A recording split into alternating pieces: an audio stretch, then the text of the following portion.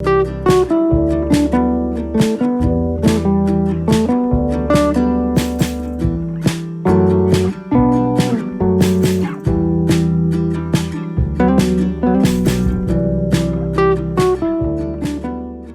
tardes, bienvenida, bienvenido. ¿Estamos ya? ¿Sí? Bien. A una nueva sesión de el tercer piso de Librería Proteo. Como veo hoy caras nuevas, algunas ya bastante conocidas. Presina Pereiro, que le vamos a dar el toisón de oro, como se llame lo que demos aquí, el fénix de oro. Porque ya sabemos que esto se quema y vuelve a aparecer, etcétera, etcétera. Bueno, como saben ustedes, esta librería hará ahora el 6 de mayo 2 años, ardió de arriba abajo. Milagrosamente no fue siniestro total, pero hubo unas enormes pérdidas gracias a la ayuda de los clientes y a los lectores que llevaban acompañando esta librería desde sus comienzos. Bueno, pues la librería pudo mantenerse. Y después gracias también al personal de Proteo, a las personas que llevan sosteniendo esta librería desde hace ya 53 años. La librería volvió a reabrirse hará un año aproximadamente. Es entonces cuando se ponen en contacto conmigo clientes antiguos y personas que conocía a los fundadores de esta librería desde sus orígenes, para hacerme cargo, para proponerle una serie de actividades culturales, algunas ideas. A mí cuando me piden ideas es un problema porque entonces se me va la cabeza y eso fue lo que sucedió. Se me fue la cabeza y se creó el tercer piso. El tercer piso son una serie de actividades en torno al mundo del libro y la lectura y la escritura, como todo está en los libros, es decir, todo cabía aquí. Y entonces, bueno, a mí se me fue un poco la cabeza, al Ministerio de Cultura le pareció muy bien, a los responsables de Proteo pues también, y aquí me tienen ustedes trabajando como si no hubiera un mañana para intentar establecer, básicamente lo que se intenta aquí es crear nuevas comunidades, nuevos espacios donde los lectores de libros, los escritores y los autores tengan un encuentro y, bueno, como todo está en los libros, como ya decía aquella canción que anunciaba el programa del recientemente fallecido Fernando Sánchez Dragó, Biblioteca Nacional, al que muchos recuerdan solamente por las cagadas que hizo, que no fueron pocas, pero yo quiero recordarlo por todo lo bueno que hizo, que tampoco es poco. De antemano, basta decir que él fue seguramente el mejor periodista divulgador televisivo que hubo sobre libros a lo largo de toda la historia de España, y creo que no exagero. En cualquiera de los casos, todo está en los libros, aquí están ustedes, tercer piso, y no tercera planta, porque tampoco queremos convertirlo esto en una sala de diálisis, ni en un espacio de grandes almacenes donde hay ofertas, y es el lugar donde acogemos. Mi nombre es Héctor Márquez, soy periodista, y eso que llaman ahora gestor cultural, y bueno, pues soy el que organiza y hace también de conversador con las personas que traemos aquí, ya sea presentando libros, ya sea recordando libros anteriores, todo intentando que sea una charla lo más cercana posible. Nos acompaña desde el principio porque queríamos, utilizo mucho el plural majestático, pero sí parece que somos muchos, porque queríamos que aquí se juntaran todos los géneros relacionados con la cultura y que menos que el teatro. Nos acompaña hoy una vieja amiga y actriz,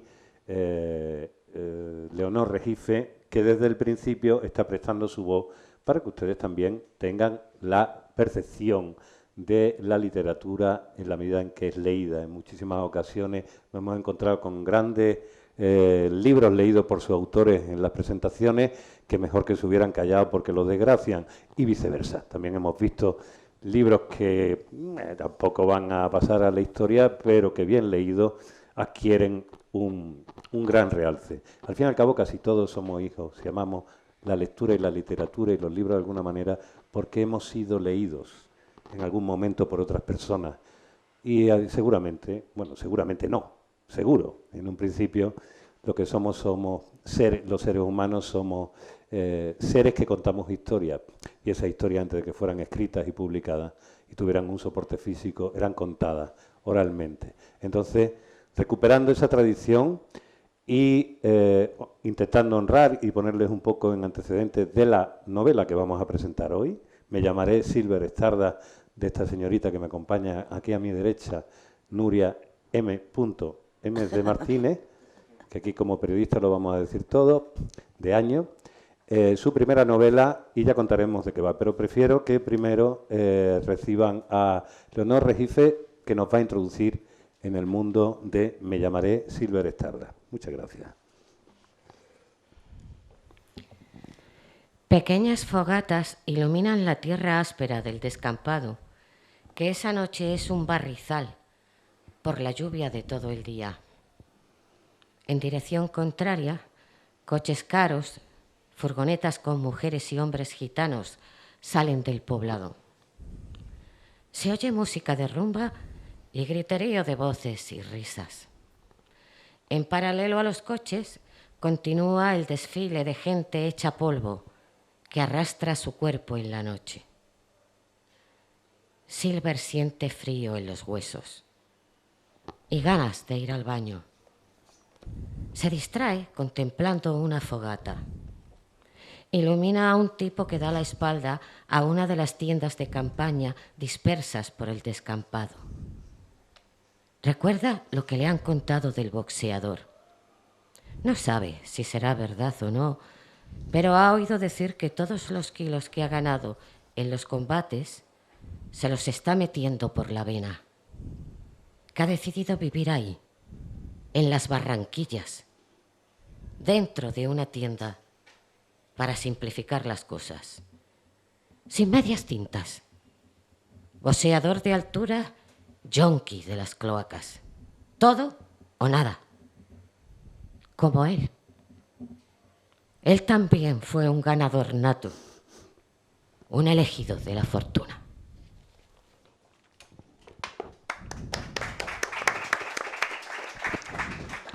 Bueno, Nuria, ¿qué tal? Nuria Martínez de Año, Nuria M. de Año. ¿Por qué te quita el Porque, Martínez? mira, yo Pues muy largo. me arrepiento mucho, pero me dijo el editor, es muy largo, pone M. Y me arrepiento porque yo me llamo Nuria Martínez de Año y no me escondo de nada, quiero decir que... Claro, no. Y es raro, sí, es extraño. Bueno, esto es una cosa curiosa. Vamos a empezar antes de contar. Esta es una parte, un fragmento del inicio de la novela. Sí. La novela que es bastante cinematográfica. Ya me contarás un poco, porque tú también has hecho muchísimas traducciones, adaptaciones, correcciones, ediciones. Eres periodista, eres editora, eres traductora. Eres una escritora desde el origen, desde ab origine, como se dice. Siempre has querido ser escritora, pero te ha mantenido esta cosa de decir, como sabes lo que vale un peine, no te has atrevido hasta el final, ¿no? Sí, bueno, primero muchas gracias a todos por venir y bueno, a Héctor y a Leo en particular también por estar aquí, vamos, por presentar la novela. Pues sí, yo la verdad que siempre he querido escribir, pero me daba mucho miedo. Tenía mucha inseguridad, no tenía una gran autoestima, tampoco creía que tenía un talento extraordinario para la literatura, pero sí tenía esa pulsión y al mismo tiempo tenía ese miedo. Entonces acabé estudiando periodismo y dedicándome al mundo de la edición prácticamente desde el principio. Y claro, estaba muy cerca de los libros, pero sin ponerme a escribir, por el miedo y esa inseguridad que tenía. Es como el entrenador de portero que nunca ha jugado al fútbol, haciendo un símil, porque esta novela tiene mucho de fútbol. Tiene mucho de fútbol, exacto. Sí. Y entonces yo estaba muy cerca con los autores, he hecho muchos editing de novelas, he reescrito muchos libros y bueno, pero me daba mucho miedo y sobre todo me daba mucho miedo escribir una mierda, porque por mi trabajo he leído mucha basura. Vamos a hablar de eso también. Y entonces, claro, yo decía, porque pensaba, pero la gente que luego además que la editorial le compra los derechos y llega incluso a publicar novelas que son muy malas. Y entonces yo pensaba, pero la gente el escritor no se ha dado cuenta de lo que ha hecho. Y a mí eso realmente me daba pánico, decir, no puedo hacer algo que a lo mejor yo no sea consciente y que sea malo, muy malo.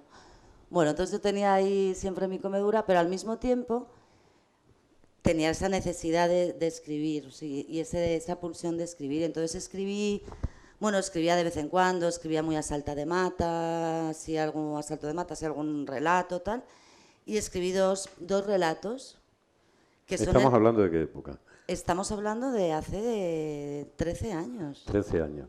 Es donde está el germen, Sí, sí. porque el germen de esta Sí, novela está en el primer capítulo, prácticamente. Exacto, eso fue un relato que escribí muy largo Ajá.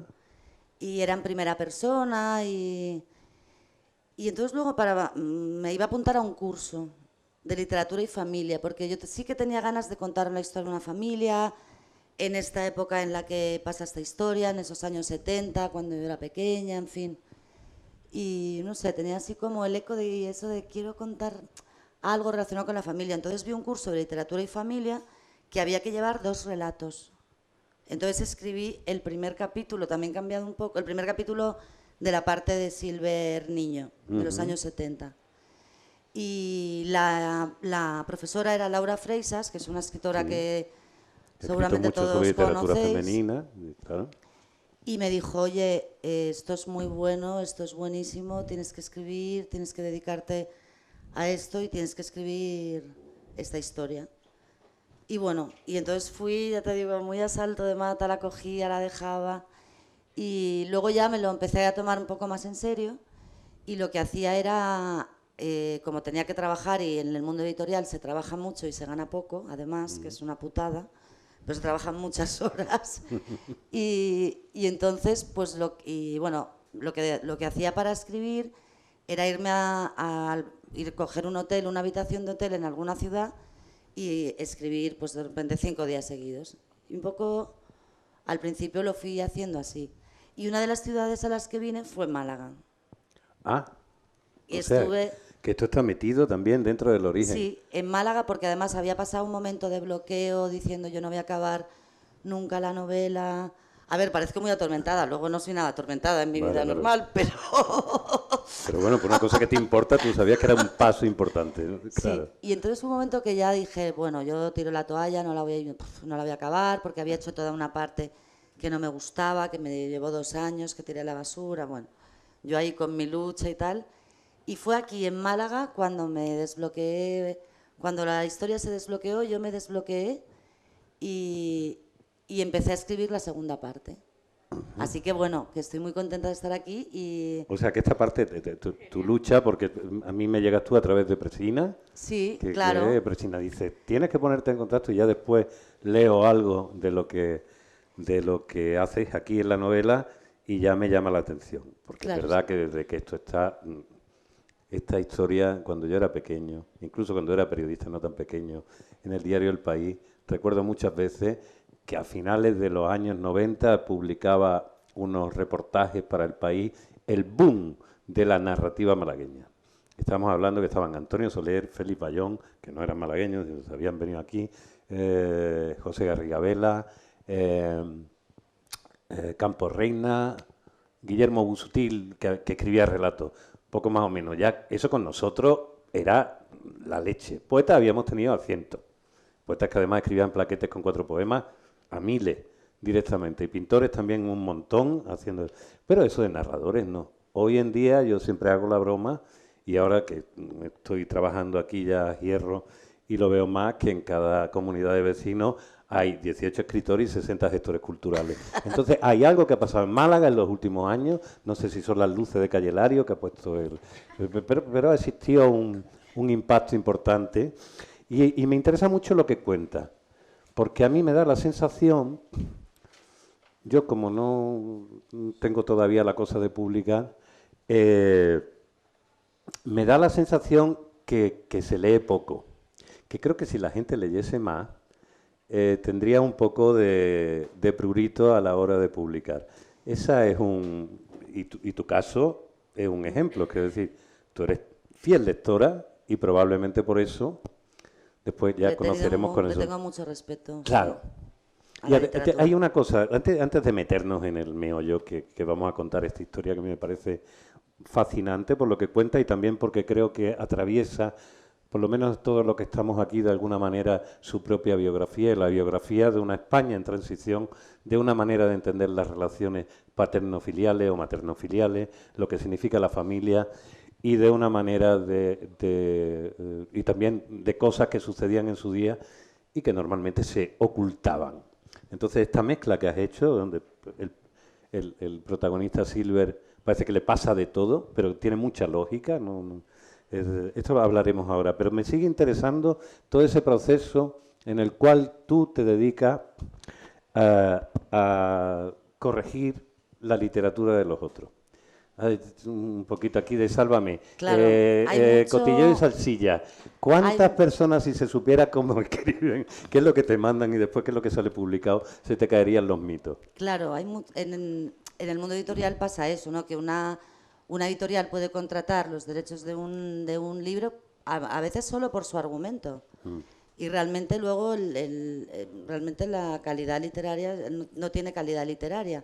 Te hablo sobre todo porque trabajé durante muchos años en una editorial muy comercial, donde además un poco despreciaban la alta literatura, que a mí eso también me jodía mucho, porque claro. decía, pero ¿cómo se atreven? Claro. Y entonces eso, pues defendían lo que se llama literatura de evasión, porque como todo en la sociedad, como el mundo en general, el mundo editorial está lleno de etiquetas. Claro. Y cada vez más con los y tags. cada vez más y entonces sí, pues de repente te llega una novela y eso, y la tienes que reescribir entera. Yo he reescrito diálogos enteros, he metido descripciones, en fin, he escrito... Y el autor nunca te llama para decir, oye, qué bien está esto, ¿no? Esto es como si se le hubiera ocurrido, ¿no? El autor, es que era muy curioso, porque yo pensaba si alguien... Claro, porque yo mientras seguía ahí con lo mío, ¿no? Y yo pensaba, si a mí alguien me toca tanto algo, Me preocupo. Me preocupo. Claro. Pero bueno, había autores de todo. Había autores que sí que a lo mejor que discutían algunos cambios y había algunos que te decían, oye, muchísimas gracias, de verdad. No sé ni qué decirte, porque la novela esta me gusta mucho más que la que lo que yo había hecho, claro. Que la que yo presenté. Y bueno, y ya te digo que luego también eso a mí me ha servido he aprendido mucho, porque se aprende mucho. También reescribiendo novelas, se aprende un montón. Y bueno, y eso también me ha servido. Pero... Porque supongo que hay un proceso, cuando uno es lector al principio y tiene la capacidad de ir descubriendo, irse deslumbrando por esas historias que te llaman, que uno no es consciente de toda la estructura, de toda la alquimia que hay debajo de esa historia. Parece que es que hay señores señoras que nacen ya hablando, escribiendo de esa manera. Cuando te toca estar en la parte de la cocina y de la restauración, claro, aprendes mucho de estructura, y te das cuenta, sí, claro. Te das cuenta de... Vamos, que es una escuela hacer editing, se llama editing en inglés, hacer editing de novelas. Y la verdad es que luego ni siquiera las tengo, o sea, ni siquiera, la verdad, ni me acuerdo, o sea, bueno, pues es una cosa que haces puramente por trabajo, ¿no? Y ahí eres como un ghostwriter, no eres un escritor fantasma, no es exactamente un negro. No eres un negro, pero casi, bueno, eres pero un eres mulato. mulato. Sí. O sea, que tú fuiste mulata antes de hablar de una historia sobre el sentimiento blanco más profundo. Yo también soy del Real Madrid, no sé si te gusta el Madrid, supongo que para hablar de esto alguna cosica tienes que tener. Del Madrid. O sea, tú eres futbolera. Yo soy futbolera, mira, vengo de blanco como... Claro. Ferreras cuando a mí me sienta muy mal el blanco, porque ya para blanco estoy yo. Entonces...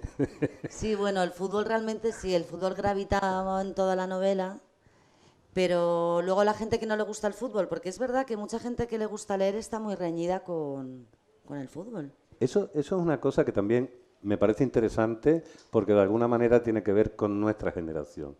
Cuando hemos crecido, yo soy mayor que tú, yo soy de una generación mayor, 10 años casi.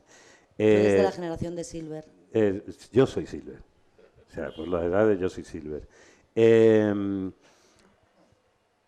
Hay algo que decía, si a ti te gustaba el fútbol, y normalmente el fútbol era una transmisión, es decir, aquí te ves reflejado en esta relación que existe padre e hijo, donde parece que el fútbol es casi el único elemento de integración que puede existir entre un hijo y su padre en aquel momento, porque había una cosa de ser masculina que tarda muchísimo tiempo ya cuando tu padre está criando malva en empezar a entenderlo y, entre comillas, a perdonarle ciertas cosas.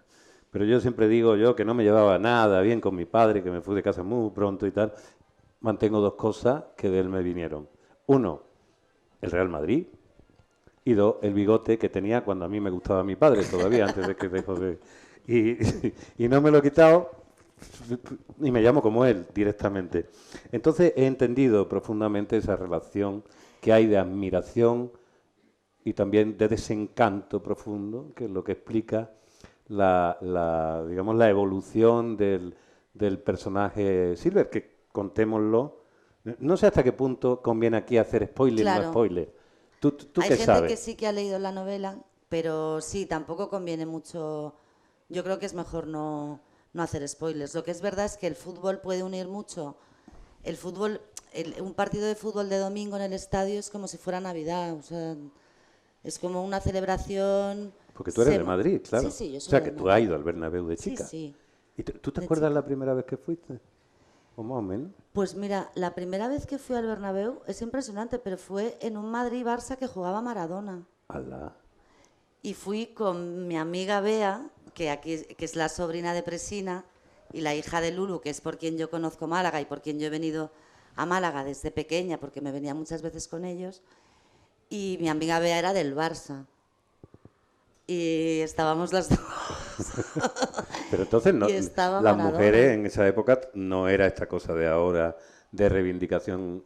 Bueno, pero a mi amiga y a mí nos gustaba Sí. el fútbol y nos gustaba el deporte en general, no sé, nos gustaba el fútbol y eso, ya era del Barça, yo era del Madrid, entonces discutíamos mucho por el fútbol y entonces mi padre nos llevó a las dos y era el partido ese en el que jugó Maradona, que bueno, Claro, tú ya eres de la época que has crecido con un televisor en color.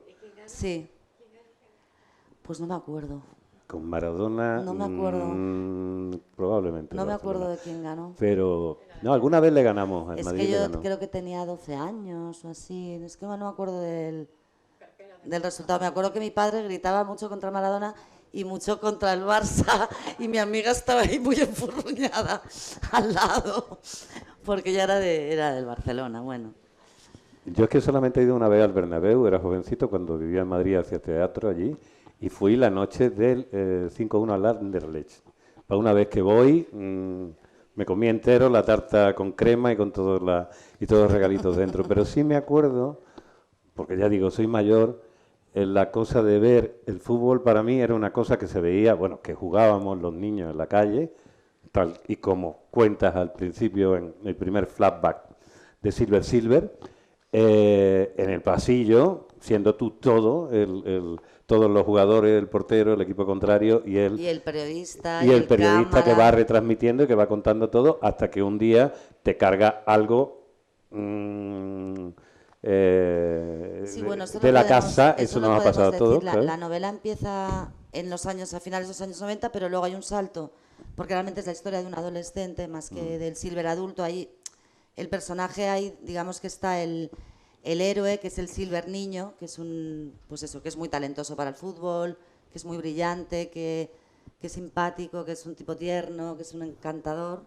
Y luego está el Silver adulto, que bueno, pues eso, pues que es un yonki. Y entonces la parte del Silver adolescente, que es realmente esos años 70 en los que transcurre prácticamente toda la historia, empieza con Silver jugando en el pasillo con una pelota de tenis, que eso yo creo que en todas las casas, en muchas casas, se ha jugado, los niños han jugado al fútbol en el pasillo, han hecho las porterías con lo Sí. que han podido O con la y chapa, o con la de la que venía en los zapatos gorilas, que eso, los que sean más de medio, eso las conocen mejor, que esas botaban menos. Después había unas que siguen existiendo, que eran de goma, que eran de muchos colores, que tú hacías así, bum, bum, bum, bum, y eso era peligro, eso era como la bomba H de las pelotas, porque esa, hasta que no acababa rompiendo algo, iba pegando por todos los lugares. Pero era asombroso, una de las cosas que me he visto reflejado en ese Silver niño, esa capacidad,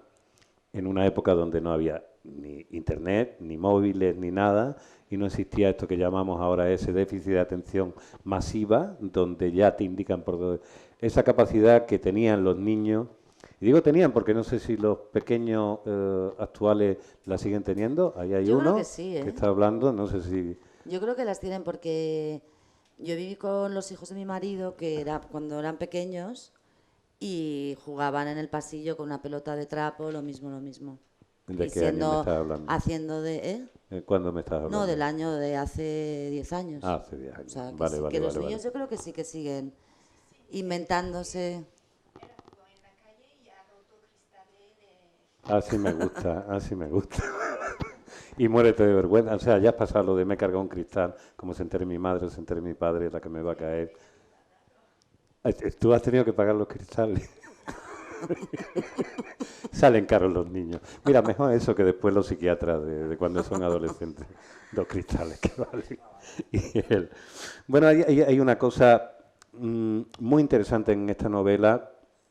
A mí me ha gustado mucho. Tú utilizabais para la promoción lo que decía Rosa Montero, que me parece aquí. Novela tensa, afilada, atrapante y estremecedora. Rosa Montero tampoco se dedica a regalar los piropos alegremente. ¿Cómo le llega a ella? ¿Ya se convierte en lectora? ¿Tú la conoces por la cosa? Yo la conozco porque, bueno, yo trabajo ahora como editora en el Círculo de Bellas Artes y a veces colaboro con una editorial que dirige un antiguo compañero mío de otra editorial. Cuando trabajábamos juntos, y él ahora es el director, se llama La Fábrica, y es una editorial de fotografía, sobre todo. Y tiene una colección, que está muy bien, por cierto, que se llama Archivo de Creadores, que son entrevistas de 10 horas con creadores españoles de todos los ámbitos, pues desde cocineros hasta arquitectos. Y el primer número de esta segunda temporada, digamos, era de Rosa Montero, el primer título. Y bueno, era una entrevista muy, muy, muy larga, que yo hice toda la edición y me dijo, joder, qué buen trabajo, qué bien, qué tal. Y le dije, oye, pues te voy a pasar mi novela. Un matute, que eso le tiene que sentar a los escritores y decir, vaya... No, pero es que como tuvimos contacto por cosas que yo le pregunté, cosas, bueno, ahí trabajamos un poco así juntas en el libro. Y me dijo así, sí, encantada, y me dijo, oye, la verdad es que la novela me ha encantado y tal, y es majísima, la verdad. Rosa Montero. Yo de ella solo he leído un libro, que la verdad que solo uno, que es La ridícula idea de no volver a verte, que os lo recomiendo, que es muy, muy bonito. Pero bueno, ha sido muy maja, muy generosa y esas cosas que... ¿Y llegaste ya con la...? ¿Eso es antes de publicarlo? ¿Ya la tenías? Es que le pasé una edición, hicieron como una edición novenal y se lo pasé por mail, como a ti, vamos. Vale. Bueno, ¿y cómo llega? Porque el otro día, decía, vamos, hace un par de semanas, te hacían una entrevista en Icon en el País y no sé si es que decía Icon o Icon. Yo tampoco, yo digo Icon, pero... Icon. Igual bueno, es pues, Icon, no tengo ni idea.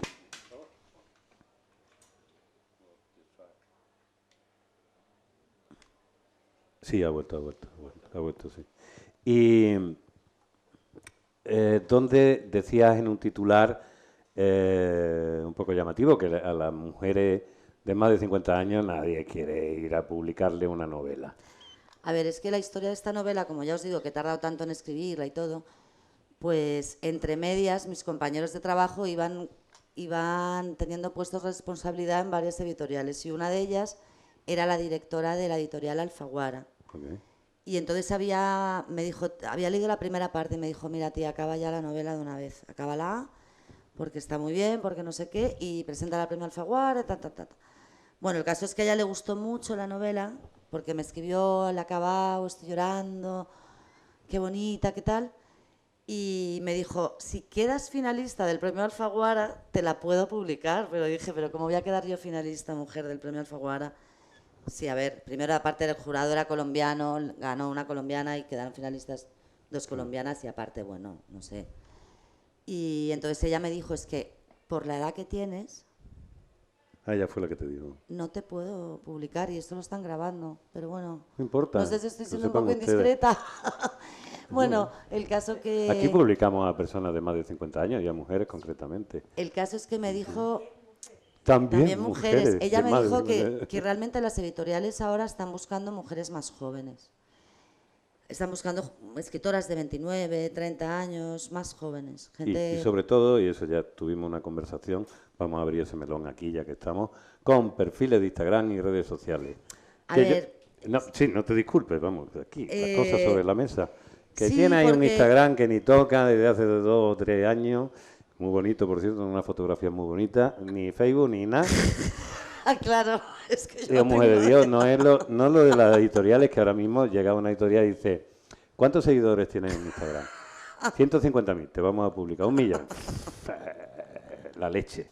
Y hay gente que utiliza directamente los perfiles de Instagram para publicar y vender sus novelas o sus libros, o llámenle X, y lo hacen más o menos. Y hay Instagramers que se hacen escritores y que Y hay tienen mucho Instagramers que se hacen éxito. escritores porque Y ya hay tienen Instagramers éxito y hagan es lo que que sea. escriben muy bien. Es Y que existe, realmente claro.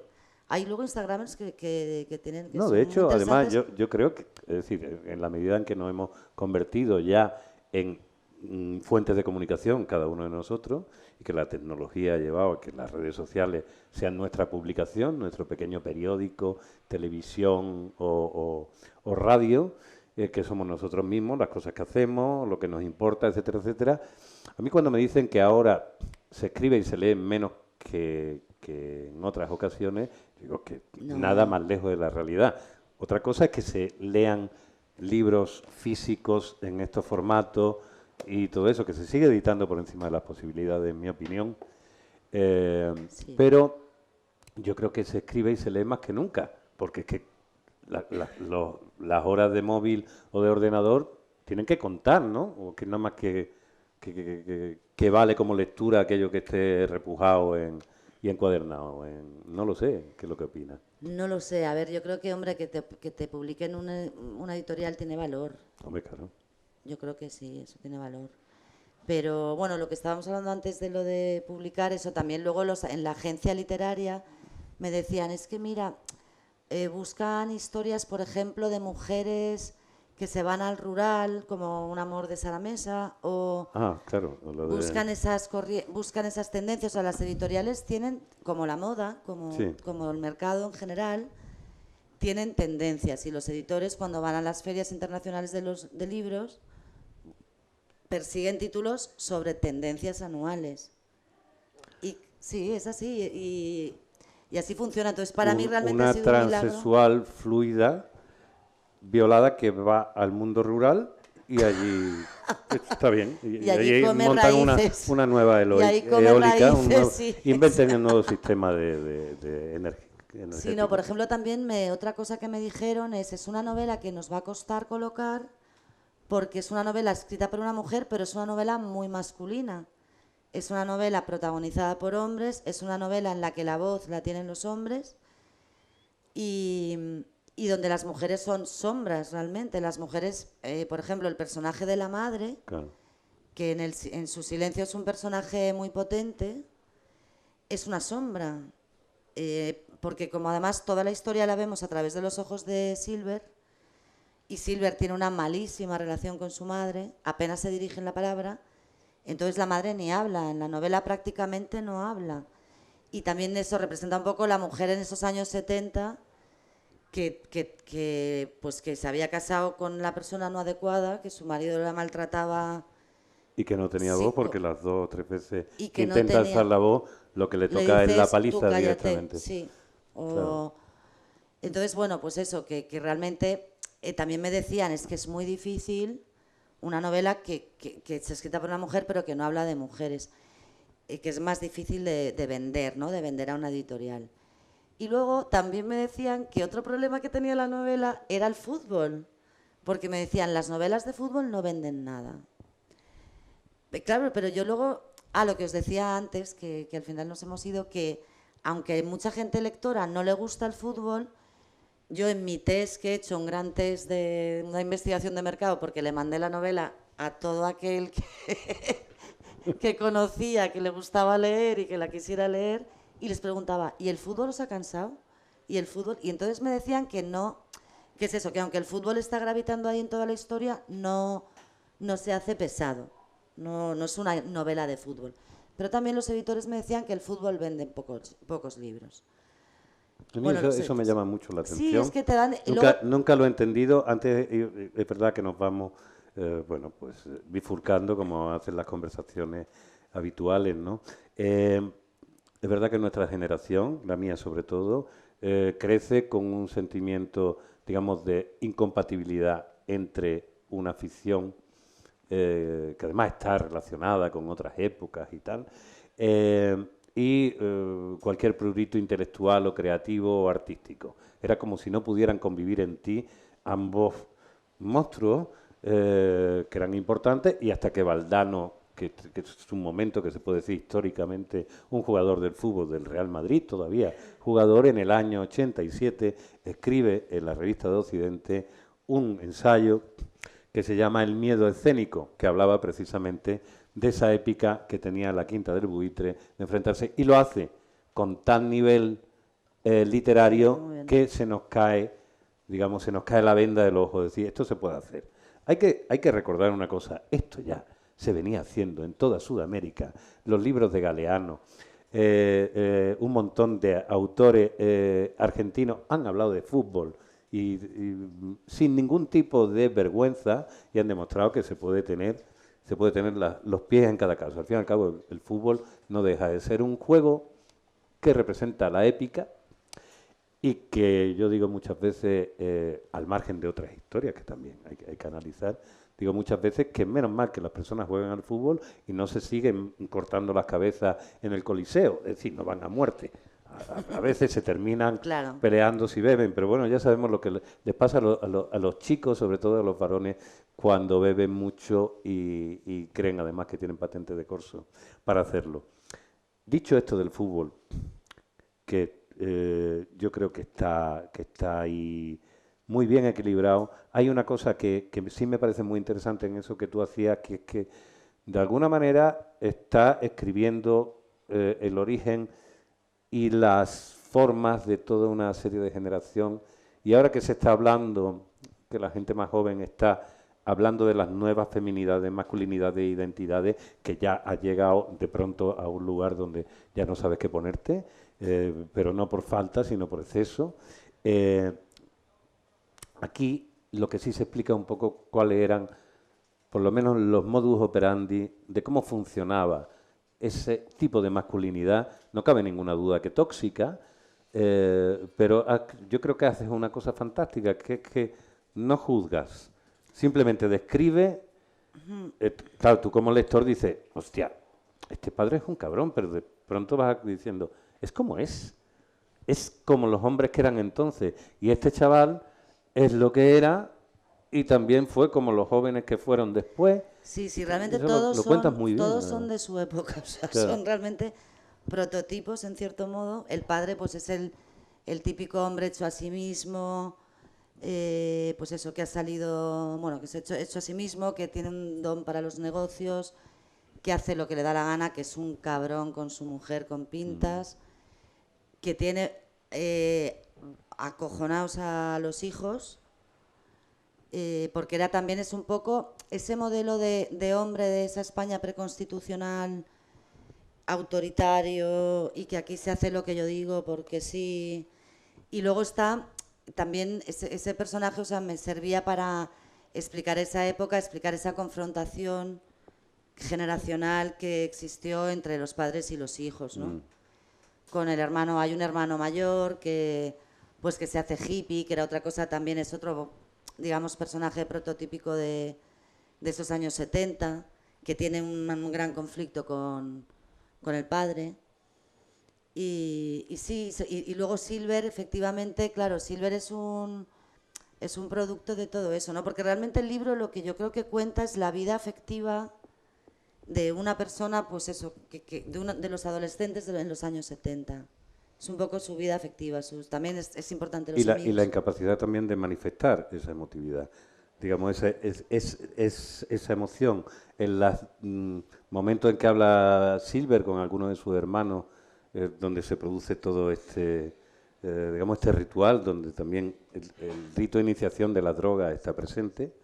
Ves una novela donde hay gente que está empezando a jugar con cosas que son las que existen en ese momento, que te dan, que son los ritos de paso, los rituales de paso en una sociedad sin rituales de paso organizados, pero que les permiten la copita esta que te hace un hombre, el porrito que te hace un hombre y que te permite ir entrando en según qué momentos, todo ese tipo de hechos que el padre, que es un alcohólico de libro, digamos, o un consumidor de... Pero digamos, no, el padre no bebe. El o sea, padre, el padre no es alcohólico. el padre sí bebe, ¿no? ¿No está bebiendo cuando es? Ah, pues yo, cariño, le he puesto, ahí he hecho yo una proyección con mis padres que bebía una barbaridad. El padre no bebe. Ah, Bueno, no sé, se tomaría la copa el hombre, pero sí, vamos, las que no, copas, vale, bueno, no pues bebe. yo cada vez que estaban en el bar, yo le veía el copazo. Bueno, en cualquiera de los casos, bueno, El padre es un mujeriego, sí, pero no es un borracho, pero es un bien. mujeriego. Pero Bueno, no sé, entonces, por qué no lo pusiste bebiendo al padre? Pregunta, eso no te... ¿el qué? Ahí bebía todo el mundo en esa época. Pues Y los sí, tíos, no. a ver, eso te hubiera dicho yo como editor, ¿cómo que no bebe? Sí, sí, yo lo he visto beber. He escuchado los tintineos. No, esto es muy curioso. Esto es muy curioso, ahora ya hablamos de, porque es una cosa que hemos hablado en otras ocasiones algunas veces de cómo imaginamos lo que leemos. Había un Claro. magnífico ensayo de Joseph Mendelssohn, que es un diseñador famosísimo de portadas de libros, que hacía un análisis, se llama el libro ¿Qué vemos cuando leemos? Y él, a modo a veces con alegorías visuales, otras veces con textos, hace un ensayo de cómo realmente funciona nuestro cerebro con respecto a la literatura. Este empieza haciendo la pregunta, diciendo, a ver, ¿de qué color tienen los ojos Madame Bovary? Que tú dices, "Oh, es una descripción realista y tal". Bueno, pues mira, los tiene de este color en la página tal. Después cambian a este color en la página... Pero tú realmente no sabes, puedes decir, era elegante, era alta. Hay poca. Incluso en escritores que son muy precisos con el lenguaje en algún caso, realmente la opción que tienen es difusa. Todo esto lo que estoy haciendo es justificando que yo lo he visto bebiendo. No, no. Algo haría. Bueno, No, lo que has dicho antes, hay una cosa que yo creo que es importante, bueno, de la novela, que es el tema de los silencios, el no comunicar, el no comunicar los sentimientos, el no tener... Hay un momento que el Silver Niño dice, en mi casa nunca se habla de las cosas que son importantes, ¿no? Esa mala educación afectiva que muchos de nosotros hemos recibido, yo me incluyo. Y sí que la novela está también hecha como con esos silencios, con todo eso que se calla. Y luego, por otra parte, desde el punto de vista de la narración, yo sí que lo que he intentado hacer es no contar pormenorizadamente todo, sino dejar al lector su espacio para que se imagine al padre bebiendo o lo que sea. o lo que sea, y dar pinceladas de cosas que pueden contener otras historias que ya el lector se las puede imaginar. Sin embargo, No hay sé si me mucha... explico. Sí, sí, está perfectamente explicado porque tú tienes la sensación, cuando arranca la novela, que estás viendo exactamente ese poblado.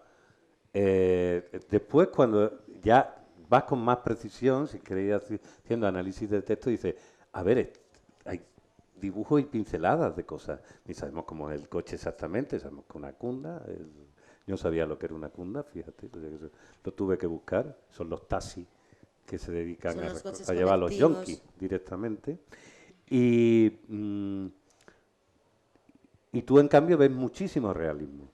O sea, lo que sí es verdad es que esto, y esto creo que en algún momento te lo habrán dicho, antes lo hemos comentado, la novela tiene un aire muy cinematográfico. El tipo de descripción, el tipo de lenguaje, que es verdad, como dice, es pum pum, afilado, no se pierde en historias, tiene un ritmazo que de pronto es preciso, estamos viendo un plano de detalle sobre algo, de pronto hace un fundido a negro, hace un zoom, pero estamos viendo constantemente lo que hay. Hay muchas veces escritores que tú dices, ¿dónde están? ¿Dónde están? Estoy en el campo, pero esto que hay boas constrictor o hay perdices, ¿qué es lo que hay? Y aquí se ve dónde estamos. Sí, yo creo que sí, y también porque el estilo, o sea, la novela, que en realidad tampoco es una novela en la que pase de todo, ¿eh? Pero sí que hay una tensión, yo creo, al menos esa ha sido mi intención. Entonces también me servía para generar esa tensión en la que vive este chaval y también por la adolescente, por la historia con sus padres, por todo, pues me servía también un lenguaje, me salía un lenguaje así contenido y sin artificios, así pues más desnudo, ¿no? Que también es lo que a mí me gusta leer Claro. normalmente. O sea, a mí las novelas que a lo mejor es, yo que sé, que le sobran 400 páginas, pues me aburre. O sea, me gusta más, por ejemplo, aquí hay una novela, porque es que Héctor me pidió que le dijera cinco novelas que me han gustado a mí, y hay una que es esta de Hania Yanagihara, que tiene 1000 páginas, que se llama Tan poca vida y que no le sobra ni una línea.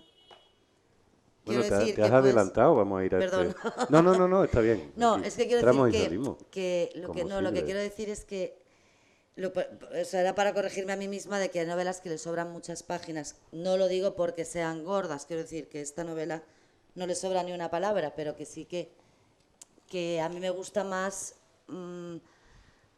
algo más, sí, más concentrado, no sé, más... Ahora que has hablado, un estilo, pues eso, más afilado. esta es la sección donde son los 5D. ¿Qué es lo que hacemos? Lo que hacemos es intentar recuperar el espíritu. Sí, sí, que tú vas a leer, pero es que tú vas a terminar leyendo. No, amiga, es que tú ves como la actriz. Es que le está siempre corrigiendo al director. El director decide cuando cambian las cosas. Como Tadeusz Kantor se metía y dice, no, tú vas a terminar haciendo esto. Pero como ella la ha traído, es interesante porque estamos descubriendo... Ahora, bueno, en esta sección, con la que es verdad que a veces terminamos, y hoy no vamos a terminar con ella, se revelan... le pido a los autores que hagan un ejercicio de honestidad revelando cuáles son las novelas que de alguna manera arrancaron o impulsaron su voluntad creativa.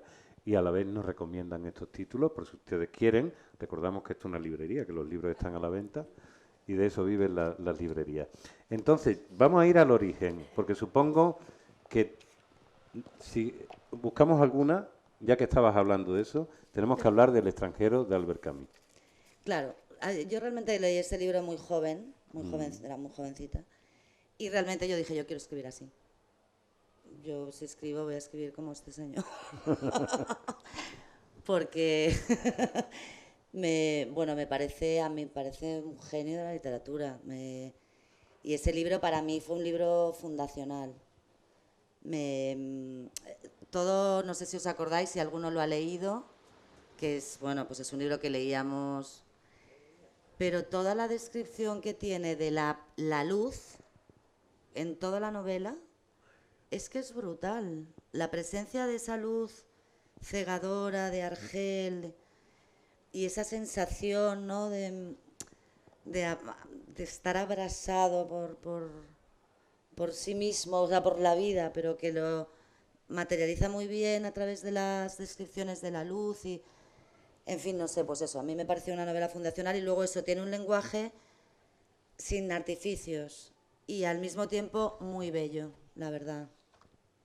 O sea, Bueno, a lo mejor ya sabemos por qué escribe del mundo masculino, porque aquí tenemos un referente masculino. Supongo que el siguiente tendremos a Salinger. A Salinger, No, que... el apellido, evidentemente, Guardián entre el centeno, pero no lo hemos encontrado y le subió los 9 cuentos. Y ahí hay un cuento maravilloso que es Un día perfecto para el pez plátano. Maravilloso. Que es maravilloso y, bueno, Salinger es una barbaridad. Y lo elegí el Guardián entre el centeno porque está esa famosa pregunta de ese libro, ¿a dónde van los patos en invierno? Y, bueno, salvando las distancias, pero en mi novela hay una pregunta que se hace Silver Niño, que a mí me gusta mucho, que es, ¿puede existir pasión? A ver, es que la tendría que buscar, pero es lo que quiere. Él ve una escena en la que se están besando un hombre y una mujer, y él ve que la mujer abre los ojos y que le mira a él, que está en un portal viendo esta escena. Y entonces él dice, ¿se puede sentir pasión verdadera besando con los ojos abiertos? Bueno, pues es una... Bueno, a mí me gusta mucho esa pregunta que se hace el niño y no sé por qué me recuerda a dónde van los patos en invierno. Pues, o sea, realmente el libro lo elegí más bien por eso y bueno, es un adolescente también, es una narración en primera persona, también El extranjero es en primera persona, ¿no? Y esta es en tercera persona, pero bueno, luego es una tercera persona que se llama narrador subjetivo, que es una tercera persona que que lo que te permite a ti como escritora es meterte en la piel de esa persona, en el alma de esa persona, y solamente tú ves lo que ve ella. Pero te puedes meter, vamos, hasta dentro. Porque yo también creo que lo que yo he intentado es que realmente tú llegues a querer al personaje, o sea, que compartas una intimidad profunda con este chico. Eso ha sido tu tour de force realmente en esta novela, es decir, intenta, y sobre todo con la relación, el padre, que tendrán ganas de decirle, venga tío, vale ya, o sea, quita este tipo de en medio. Y el propio hijo, por las decisiones que tú ya sabes que ha tomado en su vida, porque empieza con el presente de la degradación hacia atrás, y lo único que te están explicando, o sea, te están explicando Claro, entonces qué fue, qué hizo que él llegase en ese momento, y eso de acabar convirtiéndolo en un yonki, es decir, lo que llamamos como juguetes rotos. Tú has tomado la decisión de decir, quiero que amen ustedes estos dos personajes, que son hombres, que pertenecen a dos generaciones diferentes, que hoy en día no tendrían, No tendrían nadie les mucho haría éxito. caso, serían cancelados desde el minuto Desde el uno minuto uno. y con tarjeta roja, y sin embargo tú quieres encontrar las razones de por qué son como son y de toda esa emoción y relación emocional frustrada, pero solidísima entre ellos dos. Entre ellos dos, sí. Yo creo también eso, que la literatura para lo que sirve, entre otras cosas, es para tener empatía con los demás. Y para hacerte preguntas. Y para hacerte preguntas y para comprender a los demás. Y claro, también es un reto que alguien tenga empatía con un yonki, porque realmente pues son personas que no son bien recibidas, que no están aceptadas socialmente, que realmente están, o sea, que generan rechazo. Entonces creo que también está muy bien pues humanizar y generar empatía con una persona con la que, si a lo mejor vas en el metro y la ves en el metro, no te sientas a su lado.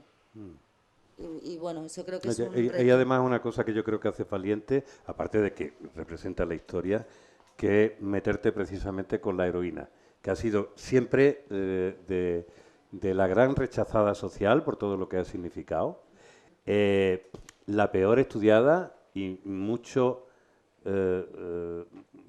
menos entendida. Se han dicho muchísimas cosas alrededor de la heroína, de las muertes que provoca, cómo las provoca, de qué manera se provoca, precisamente por todo ese estigma social. Y muchas de las cosas que se han publicado teóricamente, históricamente sobre la heroína, manejo un poquillo de chamullo sobre el tema del uso de drogas y otras cosas, son radicalmente falsas. Es decir, se han dicho una serie de lugares comunes que no respondían a la verdad. En cuanto hablamos de la epidemia, qué es la epidemia, el tipo de muertes, cómo se hace, qué lo causa, etcétera, etcétera, etcétera. Y después una cosa evidente, es decir, la degradación física y moral que tiene el yonki, pero hay yonki, que lo sepan ustedes, que llevan toda la vida siendo yonki y que no tienen ningún problema porque tienen el acceso a los medios económicos que hay. Y llevan siendo yonkis y como pinceles, como dandy. De hecho, la heroína es de las más antiguas, como opiáceo que es, de las drogas que han ido apareciendo. Pero sí me parece interesante porque tú la colocas en un momento también sociológico, histórico importante. Claro, que Y es el también momento abres en el ahí unas que nuevas, es decir, el tema del SIDA, el tema del rechazo.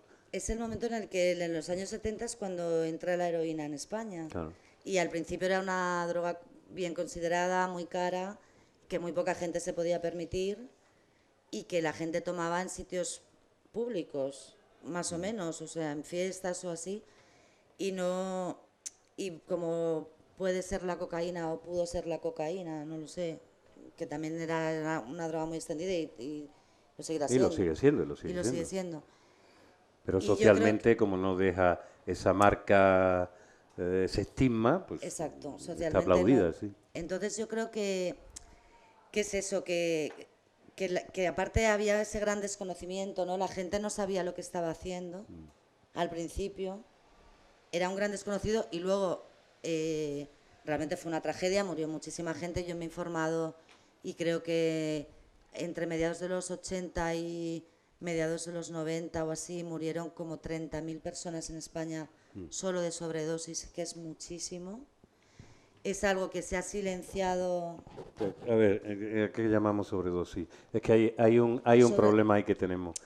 Se le llama sobredosis a todos los efectos secundarios de un pico mal Yo hecho. lo que me he informado en documentos o sea, en informes del ministerio y tal, que lo está mirando, de lo que hablan es de sobredosis de heroína. Realmente hubo una epidemia. Tampoco, y eso también se borró, el gobierno tampoco actuó. No, claro que no. No hubo un plan de Porque drogas hasta más tarde. No lo hubo y además había, digamos, hubo un momento, aunque tú reflejas muy bien una cosa,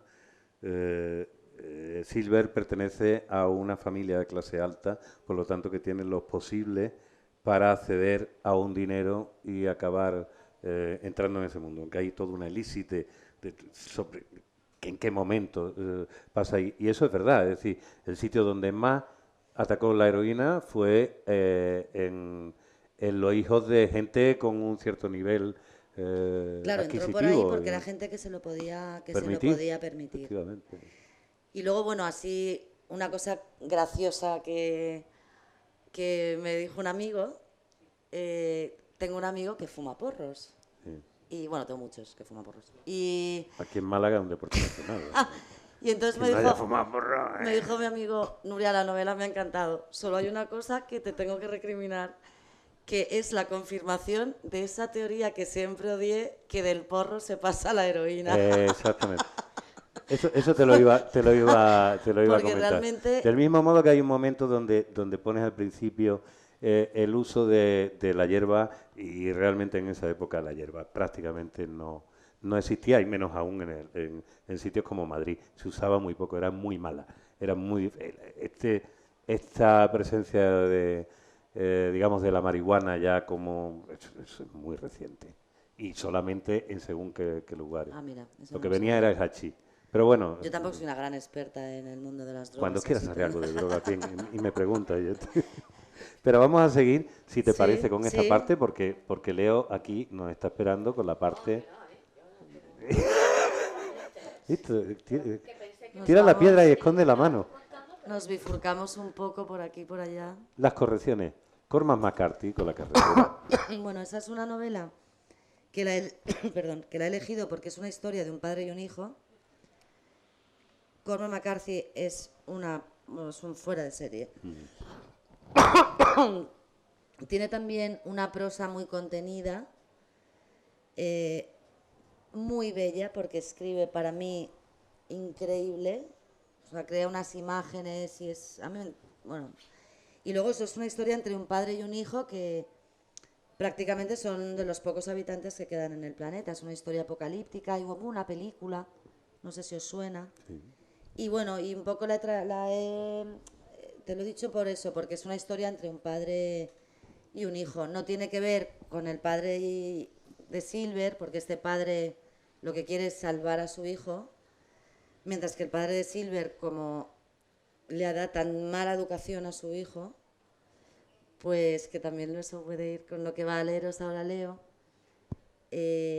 pues realmente no le salva, sino todo lo contrario, ¿no?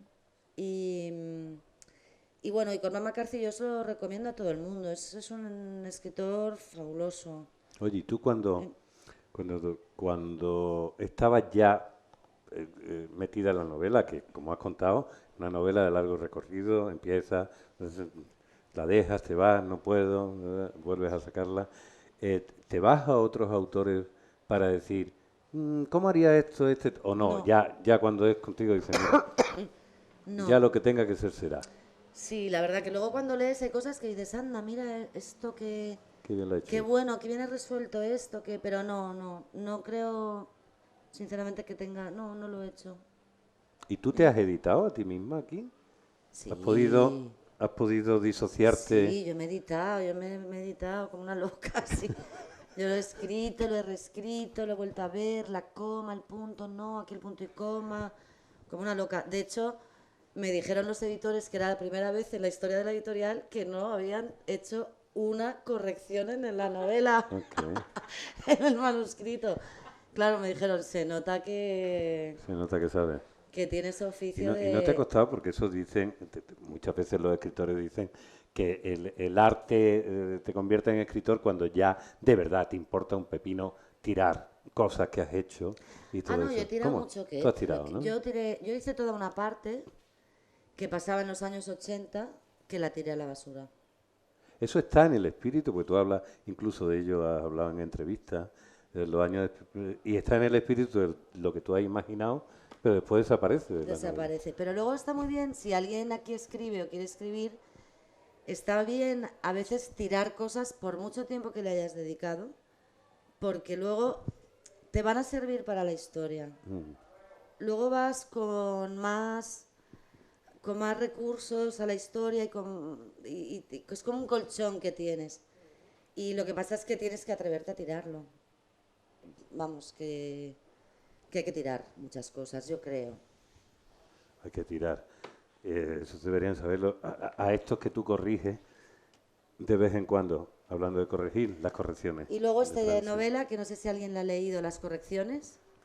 María Ángeles la había leído, que no está por aquí, hace poco. Bueno, Las En un correcciones club de es lectura un- estaba fascinada. Las correcciones es un novelón, pero divertidísimo. Y a mí me gustaría mucho en algún momento escribir algo de humor, la verdad que me encantaría. Y es una novela, para mí, divertida, me lo pasé pipa. Y la elegí porque es la historia de una familia. Es la historia de una familia americana, son 3 hermanos, los padres, y es un disparate. Bueno, sí, bueno, es un disparate, pasan muchas cosas. Es muy americano, es muy familia americana. Y para mí es la mejor novela de Jonathan Franzen. Yo luego lo que ha escrito Jonathan Franzen no me ha interesado nada. Pero esta novela os la recomiendo porque, vamos, y es divertida y es que te... No sé, No te ha tocado nunca traducir ni editar a Franzen. no, pero Franzen, tengo una anécdota con él porque estaba traduciendo un libro de una escritora italiana. Era un libro de ensayo, de entrevistas, que se llamaba La Otra América, en la época de Bush y todo esto. Y entonces ella se dedicó a entrevistar a muchos artistas norteamericanos para que les hablaran de la otra América, o sea, de esos 150 otros millones de personas que no votan a Donald Trump. En ese caso a Bush. Y entonces uno de los entrevistados era Jonathan Franzen. Y yo justo estaba leyendo las correcciones. Y entonces le dije a la autora, oye, ¿me pasarías el mail de Jonathan Franzen para mandarle un correo? Porque es que me estoy leyendo su libro y es que me está encantando. Y me lo pasó. Y entonces le mandé un mail, nada, muy cortito así, y le dije que para mí era como leer a Tolstoy. Después te dijo, I don't like Tolstoy. No, sí, entonces Te gustó, ¿no? nada, pues no me contesta, ¿no? Te dices, bueno, como me ha contestado a mí Jonathan Franzen, por otra parte, claro, ni de coña, bueno.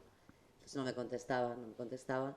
Y entonces de repente ya una mañana abro el ordenador, yo vivía con un novio por aquel entonces y empecé a gritar, tengo un mail de Tolstoy. Tengo un mail de Tolstoy, en plan, deja de entrar. Y él me decía, ¿pero qué dices? ¿Pero qué dices de Tolstoy? Sí. Me ha escrito Tolstoy. Y nada, y era Jonathan Franzen que me dijo que bueno, que muchísimas gracias, que era un gran admirador de Tolstoy y nada, y luego me preguntó, oye, ¿qué tal está? ¿Eres traductor y tal? ¿Qué tal está traducido? Tengo muchas dudas, ¿cómo estará traducido? Porque para mí es muy...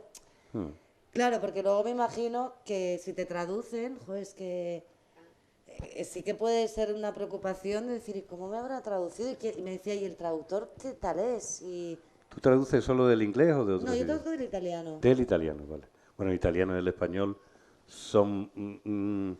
Es a ver. traicionero, ¿eh? Ah, ¿no? No Es está... traicionero, vale. No, cuanto más sabes, más te das cuenta de que es más distinto, es diferente. Esa dificultad, te quería preguntar como traductora, cuando eres capaz de leer en otro idioma fluidamente y te das cuenta que la mayoría de la gente que conoce ese autor lo ha leído por una traducción en tu idioma, ¿hasta qué punto es que te estuvieran contando otra historia completamente diferente?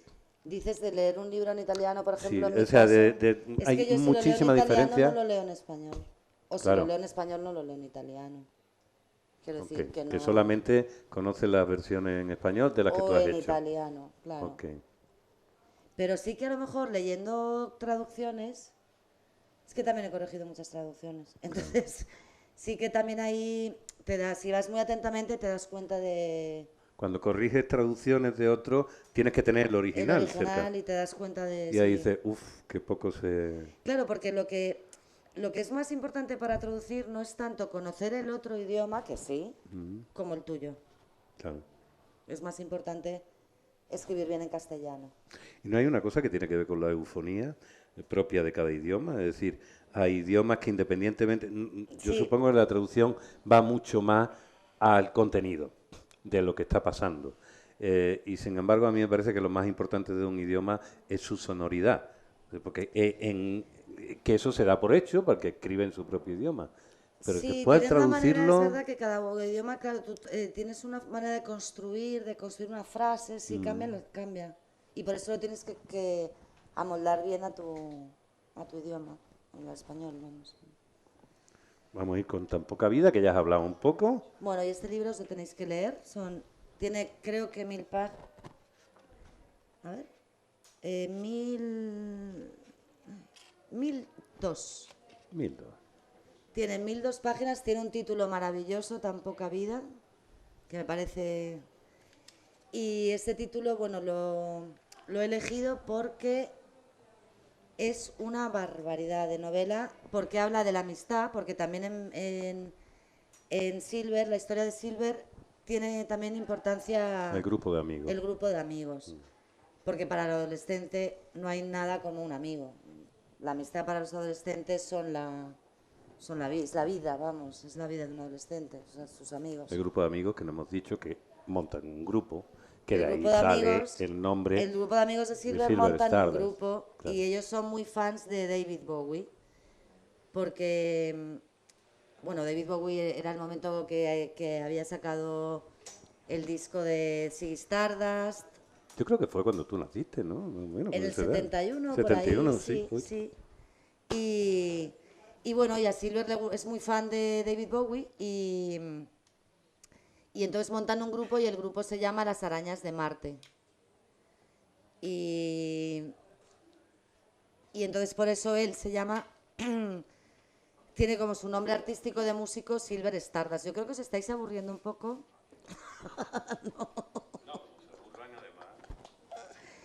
Y bueno, luego os decía que este libro de Tan poca vida es una joya, es una proeza. Cuando escribes y ves y lees luego esto, dices, madre mía, qué talento, qué barbaridad. Es impresionante. Es una historia muy dura de 4 amigos y que se conocen en la universidad y que siguen siendo amigos en el tiempo. Uno de los 4 personajes tiene una historia durísima, durísima, durísima, que da hasta... O sea, es muy duro leerlo porque es una historia muy, muy, muy dura. Pero tiene uno de los grandes aciertos de este libro, y que es muy difícil a la hora de escribir, es narrar el paso del tiempo. Es muy difícil dar esa dimensión en una novela de que está pasando el tiempo.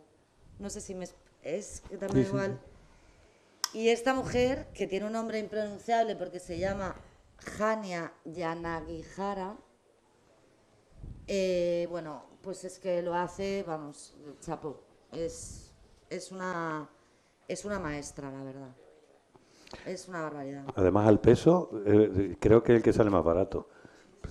Eso en 25. Sí, ¿no les pasan a ustedes que hay esos momentos donde se tiene poco dinero y dice, me cobran 22 por uno de 100 páginas y me cobran 25 por uno de 1000? A ver, ¿a cuánto te sale el párrafo? Vale, pues vamos ahora a darle paso a Leo. Ya no pega nada, porque ya sabe que ya no pega nada, porque ya dice que no Si pega. quieres, Claro que hablamos sí un pega. poquito más de Silver para introducirlo. ¿Pero por qué le haces caso? Estoy intentando que no se salga con la suya. Siempre se... Claro, por ya. ejemplo, una cosa que es muy curiosa y que llama la atención, yo creo, en la novela, es cómo ha cambiado la vida. O sea, esta es una novela siglo XX 100%, analógica 100%. No había ni móvil ni nada, ¿no? Lo que ha dicho antes Héctor. Y entonces es curioso cómo ha cambiado la vida de los años 70 ahora. No es una novela nostálgica, no es nostálgica No, ni no, nada de para eso, nada. pero sí que es muy curioso cómo ha cambiado la vida. Aparte de las relaciones entre padres e hijos, que afortunadamente ahora hay mucha más comunicación, hay mucha más dedicación, incluso excesiva en algunos casos. Pues por ejemplo también el tema de la música que estábamos hablando antes. Antes los músicos eran contestatarios, la música servía como protesta, ¿no? Para alzar la voz contra las convenciones, contra una serie de cosas, y ahora la música, los que lo están petando, ¿no? Mientras que en los 70 lo petaba Bowie, ahora lo petan los reggaetoneros y los trap y tal y cual. Y a mí lo que me impresiona mucho, y creo que en ese caso éramos mejores antes que ahora, es que estos chavales se dediquen a comprarse cosas de lujo y estén metidos en el mercado hasta aquí, ¿no? Y no hayan nada, o sea, no tengan ningún pensamiento crítico. Bueno, pues Bowie se gastaba un dinerito en sus trajes también, ¿eh? Sí, pero... O sea, que tiene más trajes que la Barbie. Y Que luego, eso es... otra cosa también que llama mucho la atención en la novela a la gente joven que la lee, es que los chavales, Silver y sus amigos, con 12 años, fumaran cigarrillos por la calle. Como hemos hecho No todos los solo- niños de esa edad. Y que empezaran a fumar porros, pero sobre todo que fumaran cigarros por la calle tan tranquilamente. Y de hecho, en la agencia literaria, que la agencia es las agentes son las que venden los derechos y buscan editores, en la agencia literaria me dijeron, oye, la novela nos ha encantado a toda la agencia, menos a la becaria, de 20 años. Porque la becaria ha hecho un informe y ha dicho, esta novela no está mal, pero es inverosímil. Porque el niño tiene 12 años y fuma.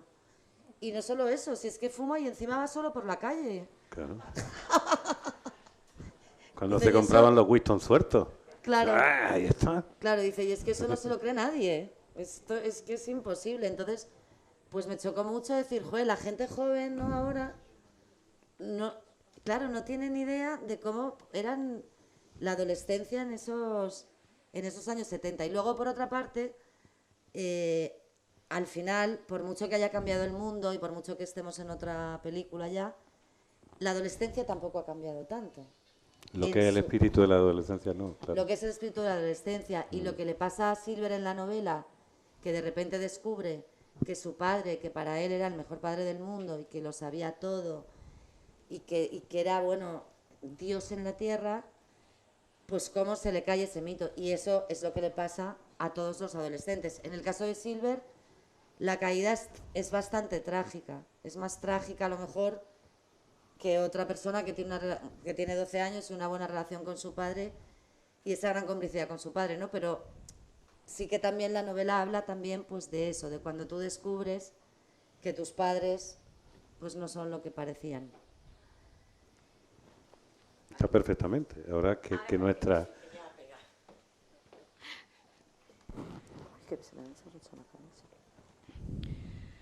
Por la mañana, cuando bajaron a desayunar, su padre le dijo que se sentara mirando a la puerta.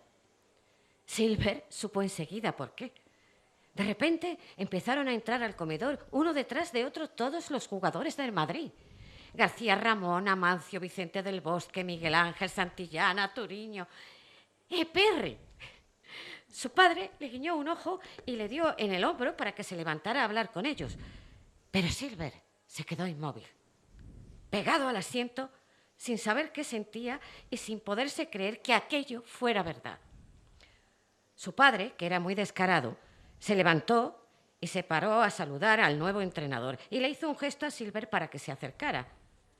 Al principio estaba tan nervioso que no sabía qué decir, pero acabó hablando con todo el equipo, con todos y cada uno. Con quien más tiempo pasó fue con Pirri, su ídolo. Le contó que él también jugaba al fútbol, en el Maravillas, en la posición de líbero. Después se hicieron fotos y le firmaron autógrafos. El mejor fue el de Pirri. Para Silvestre, un madridista de corazón y un joven futbolista con mucho futuro. Con todo mi afecto, Pirri. Se lo guardó en el bolsillo con mucho cuidado y siguió a su padre hacia la zona de los zumos y del melocotón en almíbar. Después de las sábanas milagrosas y el minibar, los melocotones en almíbar eran lo mejor de los hoteles. Pensó que era muy afortunado por tener ese padre bueno, generoso, divertido y aventurero. Sin ninguna duda, su padre era su mejor amigo, por delante incluso de Basel. Aunque necesitaba ir al baño, quiso aguantar mientras los jugadores estuvieran en el comedor. Su padre y él apenas hablaron. Estaban pendientes de todo lo que ocurría en las mesas de los futbolistas. Algunos, antes de marcharse, pasaron por su mesa a despedirse, entre ellos Pirri, que fue uno de los últimos en irse, y le insistió en que si trabajaba duro de verdad y tenía un poquito de suerte, podía llegar a ser futbolista. «Es bueno, no lo digo porque sea mi hijo», había dicho su padre. «Tiene muchas cualidades, de verdad. Mete goles con una facilidad que da miedo». Silver no podía estarse quieto porque iba a hacerse pis encima y aunque nunca lo hubiera imaginado, estaba deseando que Pirri se fuera para salir corriendo al baño. Al entrar no se dio cuenta. Lo vio al salir, apoyado en el lavabo, un anillo de oro con una piedra muy grande de color rojo. Lo cogió y fue a enseñárselo a su padre, que lo esperaba en el vestíbulo. «Papá, mira lo que me he encontrado». Parecía un anillo de mujer, aunque estaba en el baño de hombres. «Voy a dejarlo en recepción por si alguien pregunta por él. Parece muy caro. Es de oro». «Ni hablar», le dijo su padre, y lo apartó hacia una zona de sofás donde no había nadie. «¿Tú estás tonto?» Cogió el anillo y lo inspeccionó, girándolo con cuidado entre sus dedos. «Es de oro y la piedra es un rubí de los grandes. Esto vale dinero, macho». «Por eso, no vamos a robarlo, ¿no?» «¿Cómo que robarlo? Este anillo te lo has encontrado tú y ahora es tuyo, hijo». Silver lo miró muy serio. Fue entonces cuando pensó en sus profesores, que siempre hablaban de dejar en objetos perdidos las cosas que se encontraban por el colegio y amenazaban con castigos a quien se quedara algo. Mucho más si era de valor, como aquel anillo de oro y piedra preciosa. Pensó en su hermana, Manuela, que hubiera llevado el anillo inmediatamente a recepción porque su autoexigencia constante de ser perfecta le hubiera impedido hacer otra cosa. Pensó incluso en su madre, que solo ya por lo católica que era, habría obligado a devolverlo. «Pero es que no es mío», insistió. «Guárdatelo, he dicho», le ordenó su padre con autoridad y le dio el anillo. «Vamos, ¿no te das cuenta? Esto es un regalo que la vida te hace, Silver. Esto es solo la prueba de que eres un elegido de la diosa Fortuna». Se metió el anillo en el mismo bolsillo en el que había guardado el autógrafo de Pirri. Tenía miedo, pero menos. Y le gustaba eso de ser el elegido de una diosa. Aún así, le daba terror pensar que alguien pudiera estar viéndolo y lo denunciara a la policía. «Vamos a hacer una cosa, hijo. Un pacto entre hombres». El padre le tendió la mano. Él seguía con la suya dentro del bolsillo, aún no del todo convencido de que estuvieran haciendo lo correcto. «Este es nuestro secreto, Silver. Tú y yo somos padre e hijo, pero además somos socios, cómplices, compañeros». Abrió aún más la mano todavía. «No tengas miedo. El miedo es inútil, un freno para la vida». Le gustó el trato. Socios, cómplices, compañeros, los elegidos de la fortuna. Y además no quería parecer un cobarde. Estrechó la mano de su padre, una mano muy grande, caliente y fuerte como su cuerpo. Una mano de piel oscura, dedos anchos y uñas cuadradas que olía a Paco Rabanne. Silver juró para sus adentros que pasara lo que pasara, nunca le contaría a nadie lo del anillo.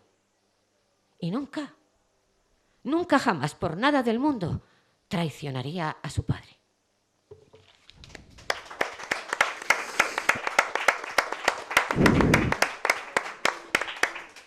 Bueno, pues yo creo que ahora es el momento, de alguna manera, porque podemos seguir hablando del libro, tiene mucha historia, muchas aristas, es una gran novela. Si ustedes quieren hacer alguna pregunta, aquí tienen a la autora para responderle. Si no, si prefieren simplemente comprarlo y que ella le firme, firma muy bien, ¿eh? Me han dicho tiene una letra bonita. Y bueno, pues están en la ciudad donde acogió la creación. Y si no van a preguntar nada, ¿alguien quiere preguntar algo? Si no van a preguntar nada, les pido, por favor, un fortísimo aplauso a Nuria de Año. Muchísimas gracias.